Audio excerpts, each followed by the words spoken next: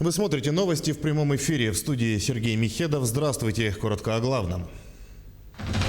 Большая пресс-конференция Владимира Путина продолжается около часа. Какие вопросы прозвучали первыми? 25 миллионов рублей выделено из резервного фонда Якутии для организации дополнительных зеленых рейсов. В селе Аймекон торжественно запустили линию ВОЛС. В какие еще населенные пункты придет быстрый интернет?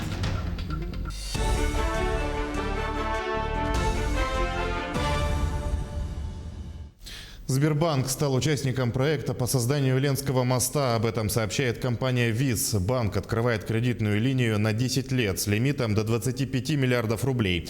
Церемония подписания кредитного соглашения прошла при участии главы Республики Айсена Николаева, председателя правления Сбербанка Германа Грефа, гендиректора госкорпорации Ростех Сергея Чемизова и председателя совета директоров группы ВИЗ Игоря Снегурова.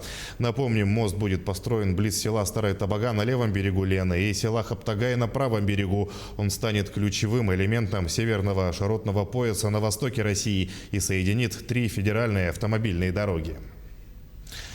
Около часа назад началась традиционная ежегодная большая пресс-конференция президента России Владимира Путина. От Якутии в мероприятии принимает участие ЕСИА, газета «Саха-Сире» и наш телеканал «Якутия-24». Журналисты находятся в специальной студии во Владивостоке. Всего на пресс-конференцию президента аккредитованы 774 журналиста.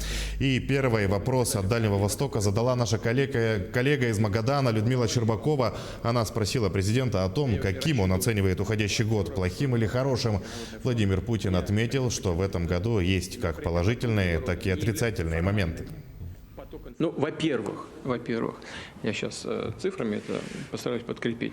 При всем огромном количестве проблем, с которыми мы столкнулись, а проблем море, мы, безусловно, будем сегодня говорить об этом, мы ради этого и собрались, проблем моря. И все-таки море – это океан, он везде, по всему миру расплескался.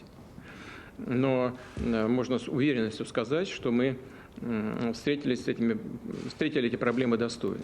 И отчасти даже, может быть, лучше, чем в других странах мира, которые по праву гордятся и устойчивостью своей экономики, и развитием своих социальных служб и систем здравоохранения. Но смотрите, значит, я воспользуюсь подсказками, я не хочу утыкаться в цифры, потому что это всегда скучно и тоску наводит. Тем не менее, что у нас получилось? У нас на данный момент времени падение производства, падение ВВП 3,6%. Ну, на данный момент. Это меньше, чем практически во всех ведущих странах Европы, Евросоюза. Меньше, чем в Соединенных Штатах Америки. А в некоторых странах Евросоюза падение ВВП где-то под 9%, как в Великобритании, по-моему, на сегодняшний день. В селе Аймекон торжественно запустили линию ВОЛС. Мероприятие прошло в режиме видеоконференц-связи с участием зампреда правительства региона Сергея Местникова и министра инноваций Анатолия Семенова. Они поздравили жителей Аймекона. Кроме того, подписано соглашение о прокладке новых наземных каналов связи до 2023 года в 2 арктических улусах – Момском и Верхнеколымском. Напомним, в строительство оптоволокна в Аймеконе, инвестируя собственные средства, вела компания «Импульс». Всего в ходе работ проведено порядка 80 километров кабеля, в результате чего теперь жители 2 населенных пунктов полюса холода имеют доступ к быстрому интернету. Это Аймекон и Тамтор. Мы уже провели работу, вот закончили Аймеконский район. Сегодня мы торжественно участвовали в запуске оптоволоконной линии до полюса холода, до села Аймекон. В дальнейшем мы подписали сегодня соглашение, которое позволит нам также с привлечением частных инвестиций подвести эту магистральную линию до Момского и Верхнеколымского районов. При этом мы не только не будем ограничиваться подведением до магистральных линий, при этом будем и подключать социальный сектор и частные дома. Несомненно, это отразится на качестве жизни жителей Улуса и обеспечит доступность к различным ресурсам. На территории Аймекон полюс холода включены 3 населенных пункта, это Берегунда, Харутумул и сам Аймекон. Всего подключились к высокоскоростному интернету 160 домов и также 7 организаций. Также интернету подключились Миконская средняя школа, дома культуры, интернаты образовательные и администрация и так далее. И план еще стоят подключение несколько юридических организаций.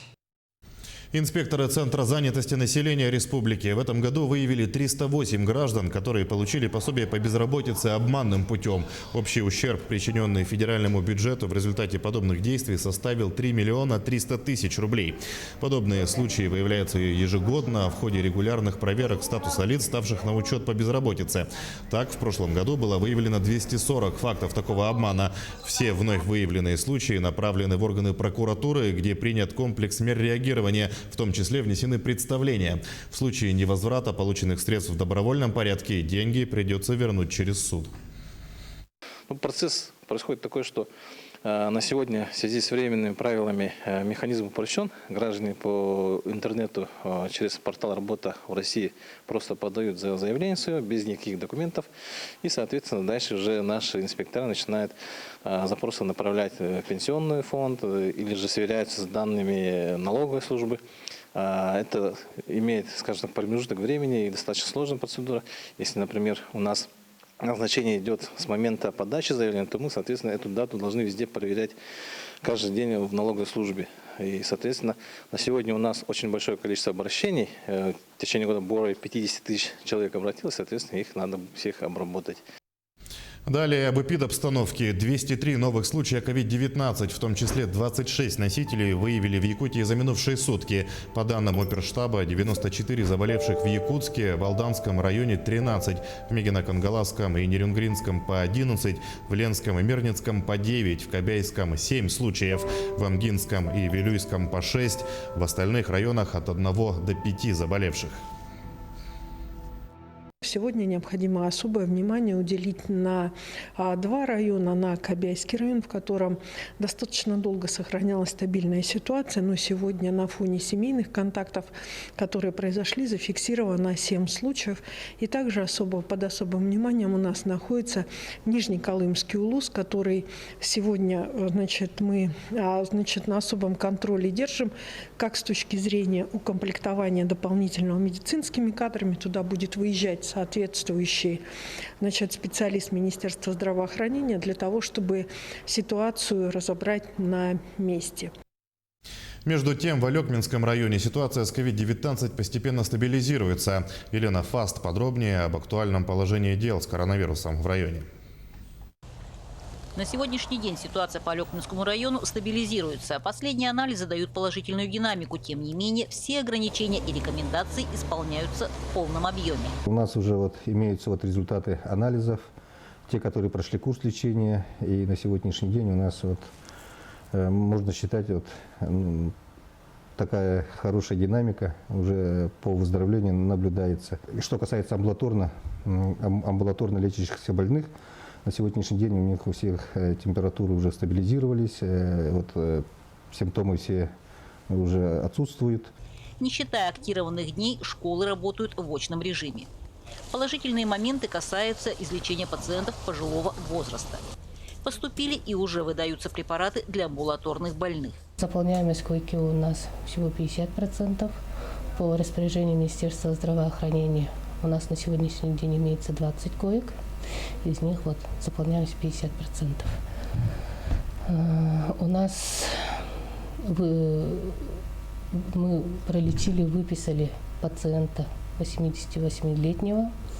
Надо отметить, что на сегодняшний день Алекминская центральная районная больница имеет практически все необходимое для качественного оказания медицинской помощи. Если у нас было всего 6 аппаратов ИВЛ, на сегодняшний день мы имеем 10 аппаратов ИВЛ, 13 кислородных концентраторов. Главное для четко исполненной работы – взаимодействие всех структур. Елена Фаст, Максим Копылов, Алекминск. Важнейшие для развития региона вопросы обсудил глава Якутии с активистами регионального отделения Общероссийского народного фронта. Встреча прошла в режиме видеоконференции. В этом году активисты ОНФ оказали неоценимую поддержку в борьбе с коронавирусной инфекцией. Например, в селе Маар Нюрбинского улуса благодаря инициативе активистов открылся аптечный киоск. До этого жители были вынуждены ездить за лекарствами в районный центр, расположенный в 40 километрах от села. Говорили на встрече и о качественном медобслуживании в образовательных организациях, соцподдержке ветеранов, мониторинге качества дорожных работ и на другие темы. Айсен Николаев выразил благодарность всем представителям регионального отделения ОНФ за инициативную и плодотворную работу, позволяющую руководству республики вовремя выявлять проблемные вопросы. Усилиями активистов Общероссийского народного фронта в республике у нас ведется постоянный мониторинг и контроль за эффективностью реализации в республике национальных проектов. Очень важная работа, очень нужная работа. Ведется также мониторинг и экологической безопасности, соблюдения прав граждан. 25 миллионов рублей выделено из резервного фонда Якутии для организации дополнительных зеленых рейсов.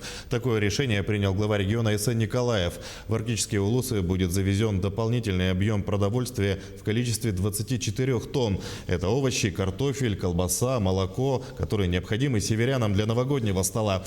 До конца года планируют организовать 11 самолетных рейсов до районных центров и 15 вертолетных рейсов из районных центров до труднодоступных населенных пунктов, рассказал замминистра сельского хозяйства Якутии Василий Афанасьев. Населенные пункты республики продолжают подавать заявки на участие в программе поддержки местных инициатив на следующий год. Так, жители села Тихтюр Хангаласского улуса хотят обновить место проведения традиционного праздника Эсэх. Почему выбрали именно этот проект и как проголосовали в условиях пандемии, узнавала Велена Засимова. Год назад жители села Тихтюр в качестве приоритетного проекта на 2020 год выбрали проект под названием «Приобретение спортивного оборудования и инвентаря для культурно-спортивного комплекса». Проект прошел конкурсный отбор и получил финансирование в размере 1,5 миллиона рублей с бюджета республики. Также по условиям программы свой вклад внесли местная администрация и население и помогли спонсоры. У нас есть инвентари по боксу, теннису, по больной борьбе, баскетбольные щиты, волейбольные, инвентари тренажерные. Нынче тихтюрцы выбрали приоритетный проект из 10 предложенных. Большинством голосов выиграл проект обустройства места массового отдыха, в частности, место проведения Эсэха. Первый этап голосования осуществили через опрос анкетирования. Второй этап голосования, решающий, прошел в специально созданной группе WhatsApp. Наше место проведения Эсэха построено было в 90-х годах, и за эти годы состояние зданий и сооружений ветхое.